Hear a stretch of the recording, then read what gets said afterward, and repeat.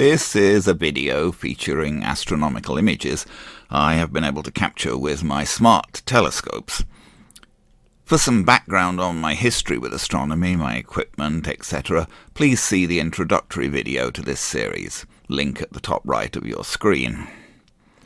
For this first general video on my recent results with my smart telescopes, I thought I would start with objects in and around the constellation Orion, since Orion is such an obvious gem of the winter sky for those of us in the northern hemisphere, and many amateur astronomers and astrophotographers have made their start working with Orion. These are the smart telescopes that I currently own and work with, and I will be showing images here captured with each of these scopes.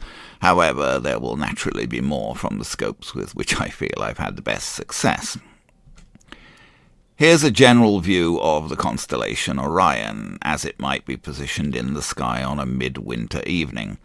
I've ringed and named in red each of the objects whose images I'll be showing in this video.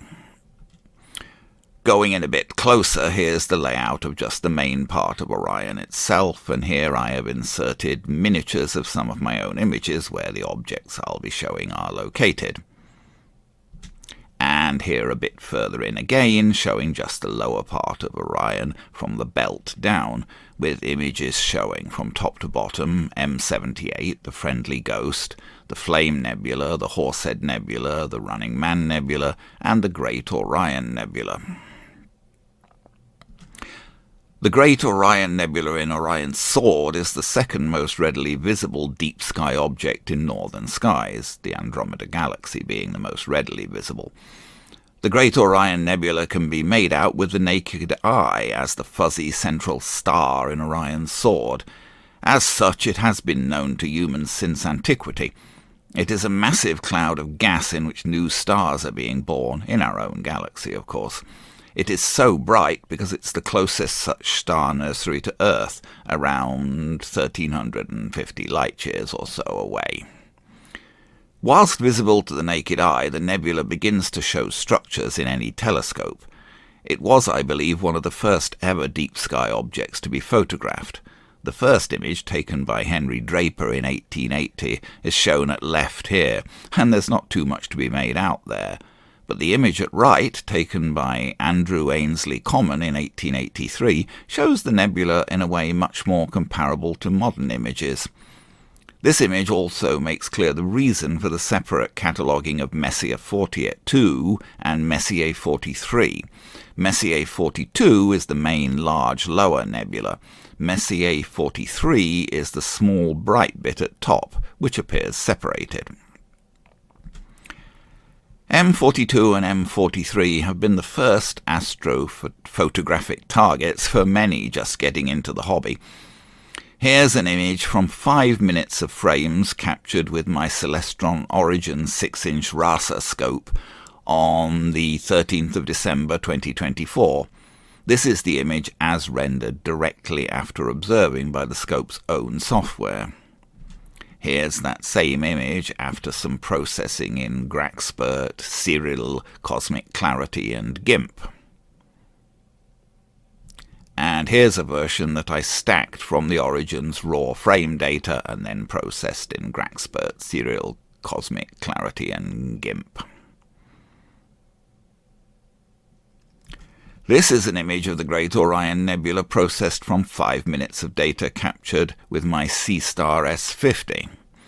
What we're seeing here is a massive cloud of mostly hydrogen in which matter is condensing to form new stars, the radiation from which then causes the gas cloud to emit light, mostly in the resonant frequency of hydrogen, which is the cause of the pinkish colour. Unfortunately, you won't be able to see this colour when visually observing, as the human eye is not able to be sensitive to colour at low light levels. So when observing visually, almost everything appears as a sort of ghostly pale green, except for bright stars and planets.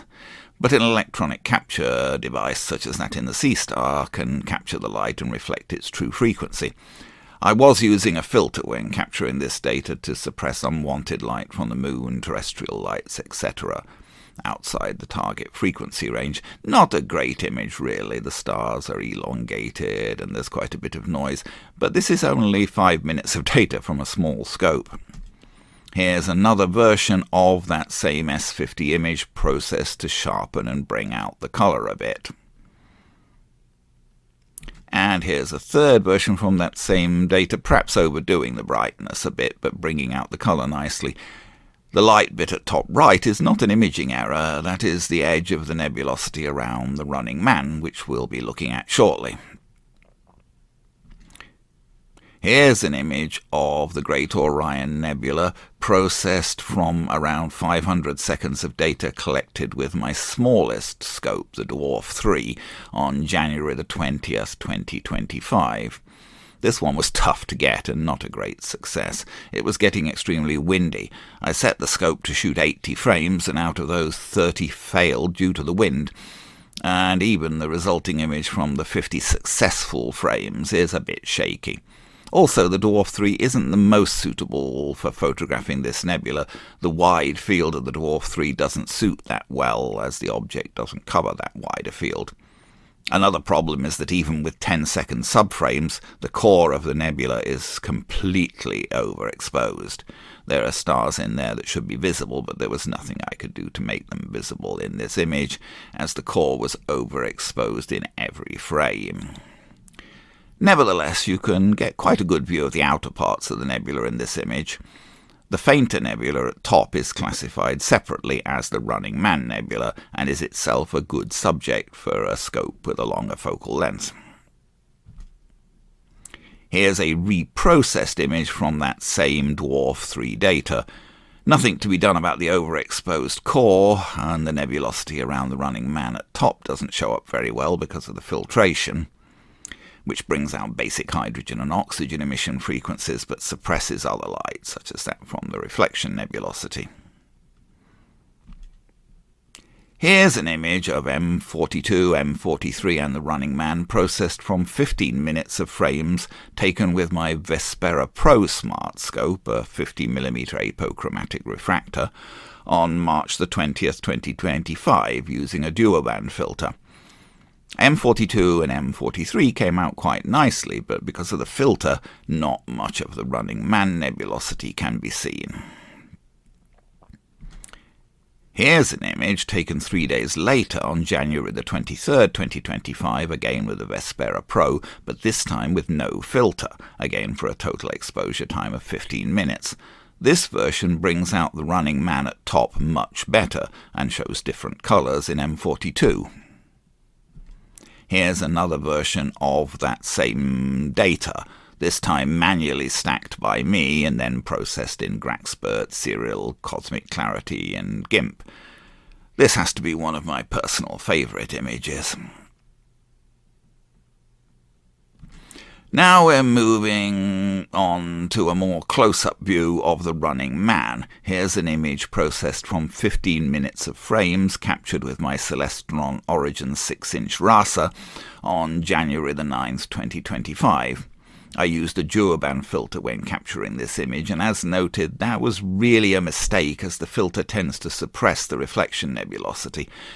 Nevertheless, this image shows some interesting colours. At bottom right is emission nebulosity around M43. This is an image from 15 minutes of exposure taken with my Unistellar Equinox 2 Smart Scope on March the 17th, 2025, with a light pollution filter fitted. I haven't been very pleased with the results from this scope, which is a 4.5-inch reflector. This scope has to be manually focused. I focused carefully using the Bartinov mask provided with the scope, and the small stars do look in focus here, but the nebula came out very strangely, as did pretty much every subject that I shot with this scope. Here's a version stacked from the same raw data as the previous image, which was from the scope's own software.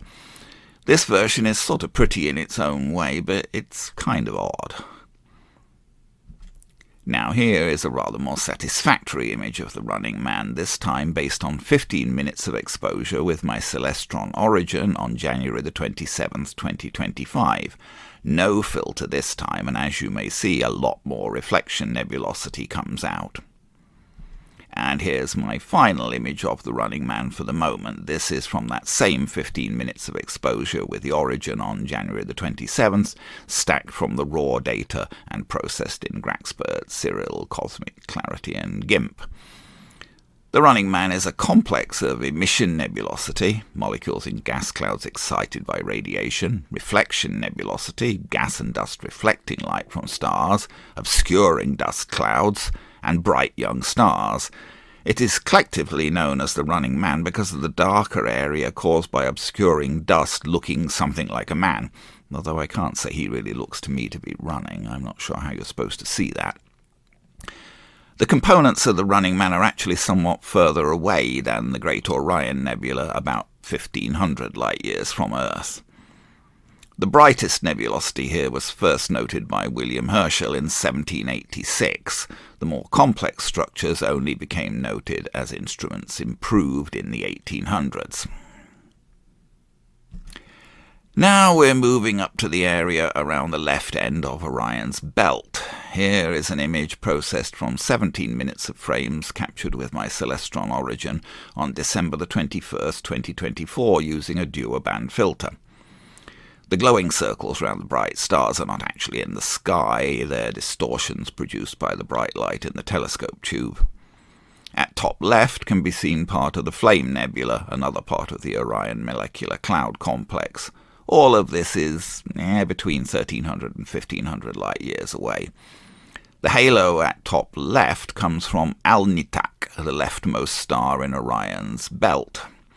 The haloed star at right is Sigma Orionis, a multiple star. If you look closely, you can see the secondary star to the left of the primary in the bright centre of the halo. There is actually a third component, so this is a triple star complex, but the tertiary was only discovered quite recently and can't be seen in amateur equipment. This image is quite noisy, but I'm impressed that I was able to capture it on a night when the moon was almost full. This version was stacked with ASTAP. And here's a version from that same raw data stacked with Deep Sky Stacker and then processed with Graxpert, Cyril, Cosmic Clarity and GIMP. The Horsehead is much fainter than the Great Orion Nebula and isn't visible to the naked eye. It was discovered photographically in 1888. The actual Horsehead effect is produced by dust clouds masking the emitted light from the stimulated molecular cloud. This is all part of the same broad star nursery complex as the Great Orion Nebula. Staying in that same area, here is an image processed from 15 minutes of data captured with my Vespera Pro 50mm apochromatic refractor with the dual-band filtered on March the 10th. The brightest star in this image at top right is Alnitak, the leftmost star in Orion's belt. Below that you can see the Horsehead Nebula, named for the shape formed by the dust masking the red emissions from the stimulated hydrogen gas, and above Alnitak you can see the Flame Nebula, also shining due to stimulated emissions, but more orange in colour, probably due to different elements mixed in with the cloud. The dark lanes in the Flame Nebula are not gaps, they're caused by dust masking the emitted light.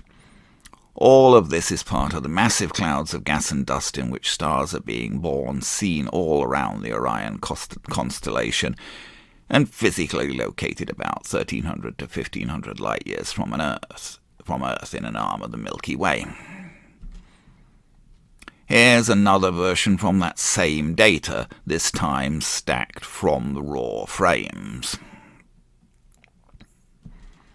This image was again taken with a Vespera Pro just 3 hours later on the same night of March the 10th, 2025, this time for a 20-minute exposure. You can see how much the image has rotated in the scope's framing after 3 hours. This image is centered on Alnitak and the Flame Nebula. Here's an image of the Flame Nebula from 12 minutes of exposure with my C-Star S50 December the 21st, 2024 with a dual-band filter. The Flame Nebula is another part of the Orion molecular cloud complex, massive clouds of mainly hydrogen gas in which matter condenses to form new stars. This is, of course, all in our own galaxy, the Milky Way. Visually, the Flame Nebula is located just above and to the left of Alnitak, the leftmost star in Orion's belt, the bright star at the bottom of this image. Alnitak is a multiple star. The secondary, which can be seen in this image, was discovered in 1819, and a faint inner tertiary was discovered in 1998. Here's an image of the Flame Nebula, processed from about 15 minutes of data captured with my unistellar Equinox 2 4.5-inch reflector on March the 18th. This image just includes the Flame Nebula itself and the star Alnitak, the leftmost star in Orion's belt. Alnitak appears in this image with a bright cross through it. Those lines are known as diffraction spikes, and they're a standard feature of images taken with a scope like this, which works by a mirror at the back, focusing the image into the center at the front. The sensor, or in purely optical scopes, the secondary mirror, is held in the center of the front of the scope by crossed supports, and those supports cause these diffraction spikes. I'm rather disappointed in the Equinox 2, as I haven't been able to get very sharp images with it. I don't mind the diffraction spikes, but, the images just never look really sharp. Mind you, the atmospheric conditions weren't very good on the night I took this image, windy and turbulent with a bit of thin cloud, so I should probably try this scope again on a better night. Here's another version of that same image after some processing in cosmic clarity, etc. And here's a version stacked from the raw frame data. This is about the best result I've been able to get from data captured with the Equinox 2, but I really need to find an ideal night to try this scope again. As previously noted, the Flame Nebula is an emission nebula with dark dust lanes forming part of the star-birthing region seen around Orion and located somewhere around 1300 to 1500 light-years from Earth. Here's an image of M78, colloquially known as Caspar the Friendly Ghost, processed from 15 minutes of data that I captured on January the 9th, 2025 with my Celestron 6-inch scope. Now, this is not a very good image at all, since I took the exposures with the dual-band filter in place, which was a mistake. The dual-band filter cuts out most light except for the specific emission frequencies of hydrogen and oxygen. That's really good for imaging emission nebula, as it really helps to bring out the coloured light of the nebula from the background, but it isn't at all helpful for a reflection nebula such as M78, since the light from the nebula here is reflected starlight and so spread across many frequencies, particularly so in the case of M78.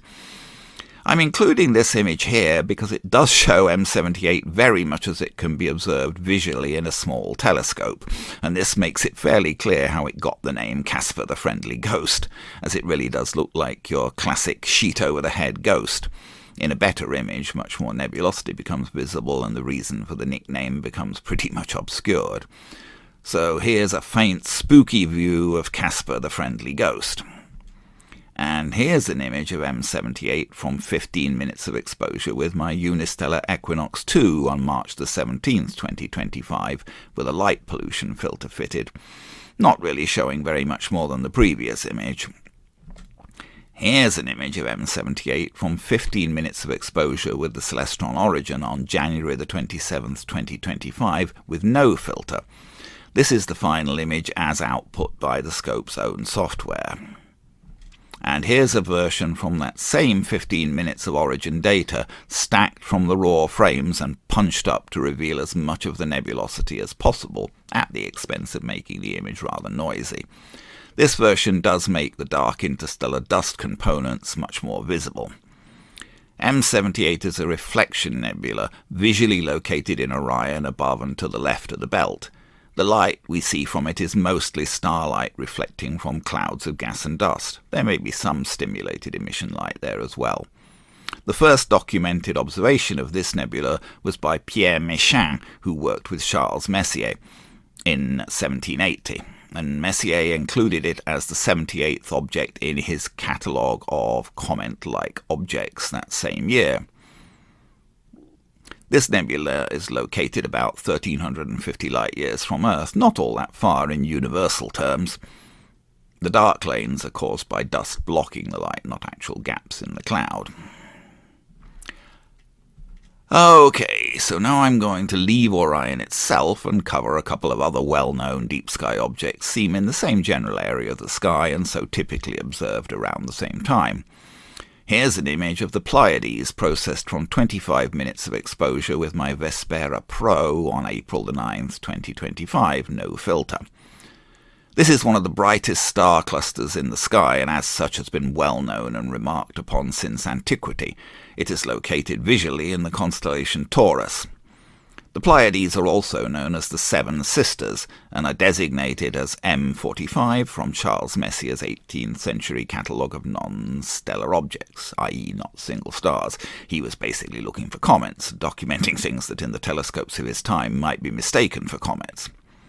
The Japanese name for the Pleiades is Subaru, and if you look closely at the logo on the back of those cars, that is indeed a stylized representation of the Pleiades.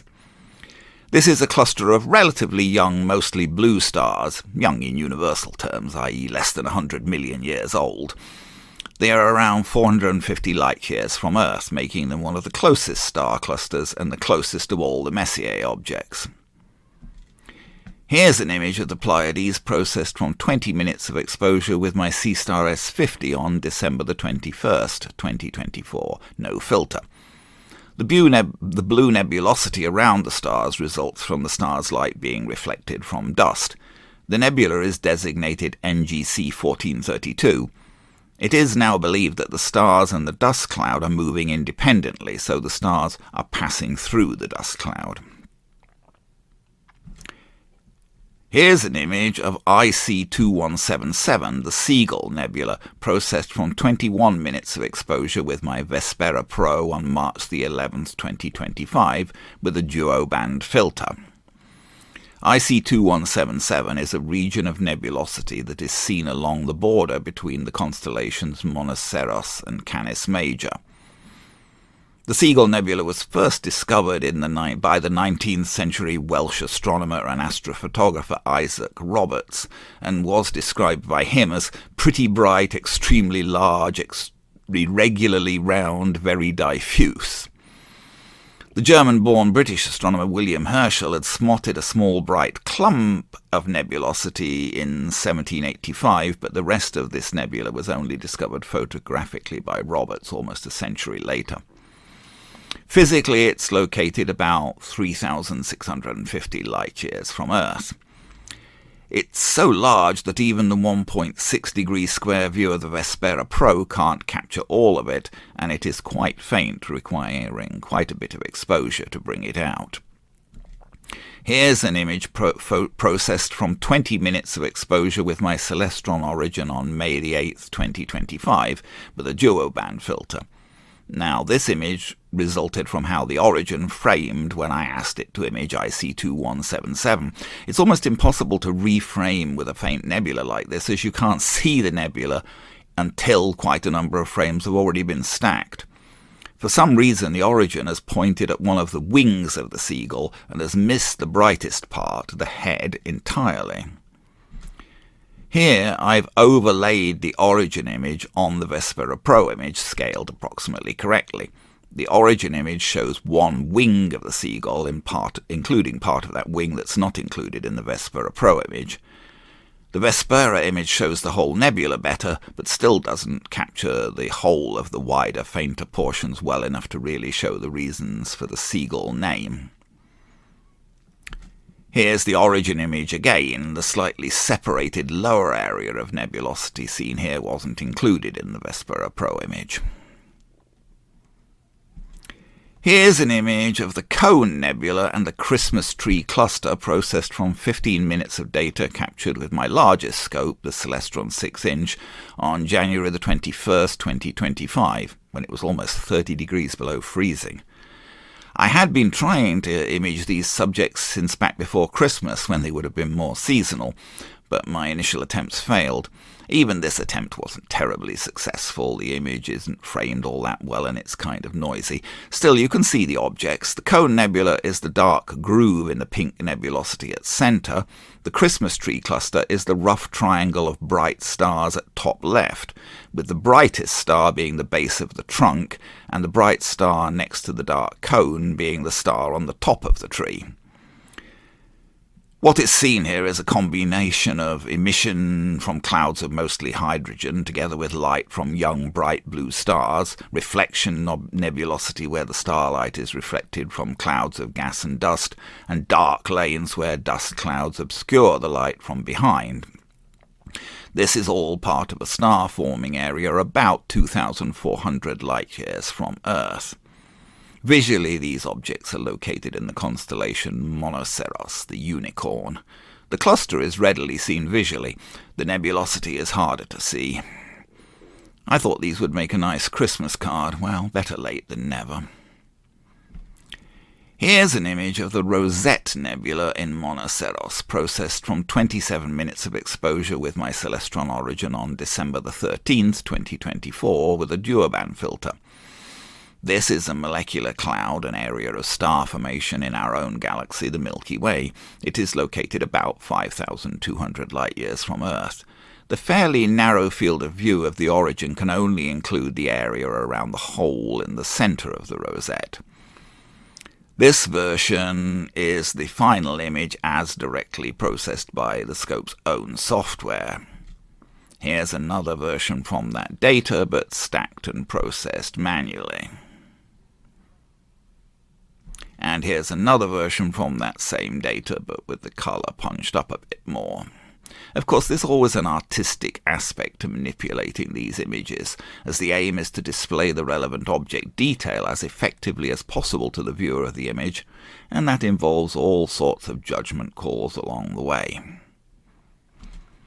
Here's an image of the Rosette Nebula processed from 40 15-second frames taken on March the 6th, 2025 with my smallest scope, the Dwarf 3.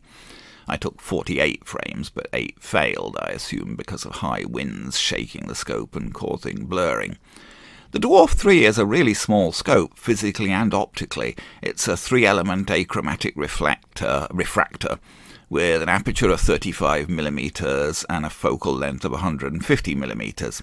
However, it has quite a large sensor, giving quite wide field views, 8.29 megapixel images capturing 2.93 by 1.65 degrees of sky.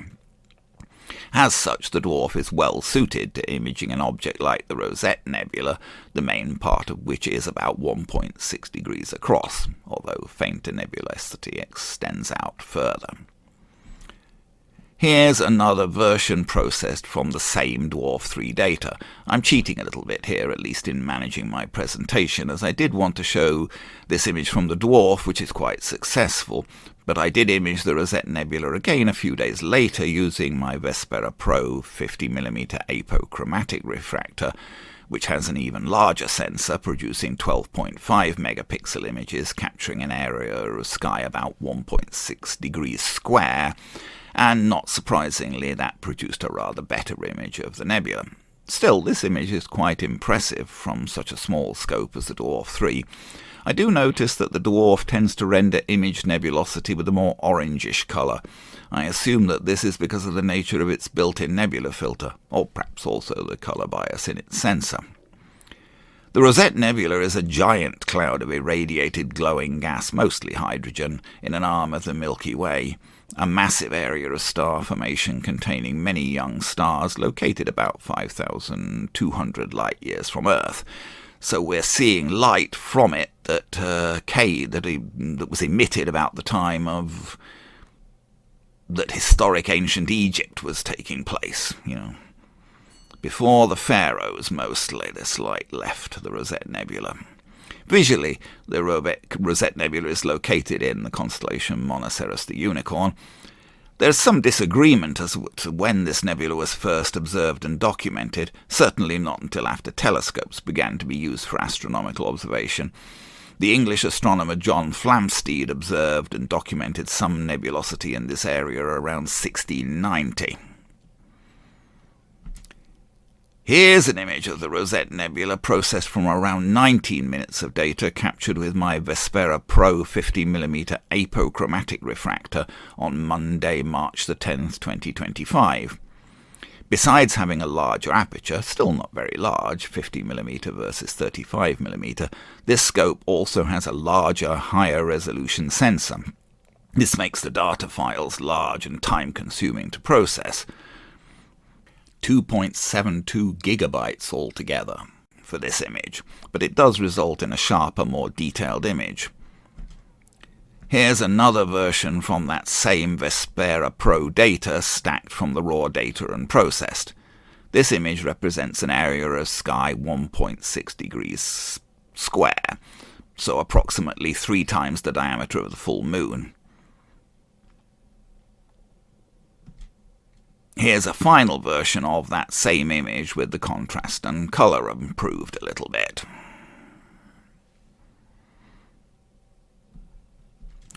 Well, that's it for now. If you stuck it out this far, I hope you found it of some interest. If you have any questions, either about my equipment and methods or about the astronomical objects imaged, please post in the comments below and I'll do my best to respond. Not sure what's up next for me. I have quite a number of deep sky images from other parts of the sky that I'd like to share, but I did shoot some images and video of the lunar eclipse on March the 13th, 2025, and maybe I'll post something on that next. Until then, clear skies.